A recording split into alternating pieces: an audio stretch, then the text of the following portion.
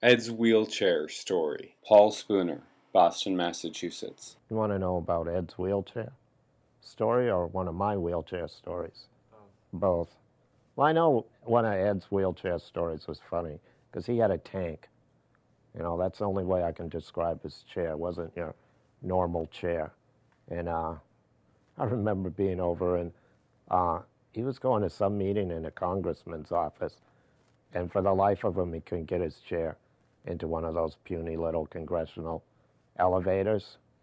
And it was so comical to watch the Capitol Police try to figure out, you know, what were they going to do. And they finally ended up, you know, finding a freight elevator so that, you know, Ed could get up to his meeting. And here's Ed, you know, pretty important person at this time, and he's riding a freight elevator, which is part of what all of us with disabilities who use power wheelchairs or wheelchairs for mobility are used to, because we've always had to, because of lack of access, either use a stupid ass freight elevator or go in through the back door, cutting through the kitchen to the restaurant. And, you know, I can remember going with Ed and other people in DC, and the only way in was through the back door, and, you know, picking up lettuce on your tires as you cut through the restaurant so you could go eat your dinner. You know, talk about second class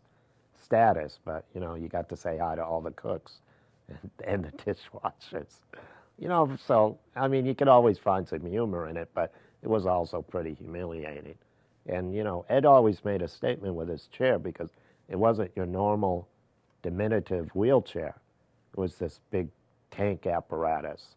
And it just always stuck out. And Ed always stuck out. Ed had an aura, you know, so I'm not sure if the chair made the effect or the combination of Ed and the chair made the effect. But traveling with wheelchairs, I don't know how Ed did it with his chair. You know, I never really heard too many stories other than the horror stories we all basically hear, how they mishandle it in baggage or drop it or it gets busted or something like that. But I know I've traveled both with a manual wheelchair and a power chair, and I don't do that anymore. I don't fly anymore because I can't afford to have my chair trashed anymore. But I do have one story about chairs and airlines I want to share with you. My boss at the time sent me to Tulsa, Oklahoma, to get computer training. And I went with an attendant of mine, and I took my manual chair, and we had to fly to Tulsa. So we had to fly from Boston to Chicago down to Tulsa.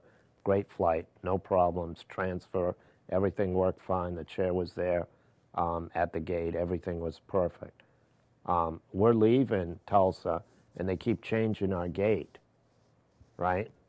And so change the gate, and we get loaded on the plane that's going to Chicago. Well, they changed the gate with a plane that was going to Dallas.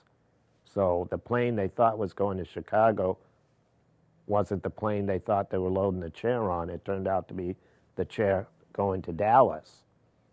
So I get to Chicago, and disabled people are the last to get off the plane.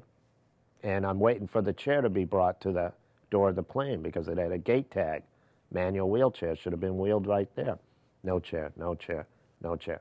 Well, they can't clear the plane to, you know, get it all cleaned and boarded for the next flight until all the passengers are off, and I refuse to leave. And so I'm standing at the door of the plane refusing to get off because where's my chair? I want my chair. And they kept, you know, didn't know what was going on. So the supervisor finally came down. And she's this mean woman. She basically starts yelling at me, telling me I'm going to be arrested if I don't disembark. Starts yelling at my PCA. Well, tell him. And my PCA is just kind of like, I don't talk for him, you know. Address it to me. And she's just yelling. And finally, it's gotten to a point where this woman's serious. She's going to arrest me because I won't get off the plane because I don't have a wheelchair, which doesn't make any sense. So they get an airport chair for me, which I have my legs out, so they didn't have a chair with adjustable legs, so I'm not very well supported. And they wheel me up to the, the flight, the ticket counter at the gate. There's all these people waiting to board the plane. They're all around it, and this mean supervisor is going to the counter to, make sure I get my connecting flight, because obviously she doesn't want me around, right? And so I have a connecting flight, which I almost miss, so she holds that, and she turns around and looks at me in this deadpan voice and basically says, "I don't understand, Mr. Spooner, why you're so upset," right?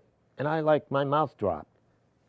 And I basically said, well, in my loudest voice, I could, well, how would you feel if someone cut your fucking legs off and you were left there? That's what you did to me. You lost my goddamn chair. You should be upset. And so she kind of just backed off and said, well, okay. And she said, okay, well, we're going to get you on your flight. What can we do? I told her she had to call my partner up, who had to come to the airport, who was picking me up. She had to have permission to bring my power chair to the gate of the flight so that I didn't have to deal with this airport chair anymore. Well, don't you know, she hustled my butt out of Chicago. She bumped me up to first class. We had a nice couple of cold beers on the way back to Boston. We get to Boston, there's my partner, and my chair's at the gate.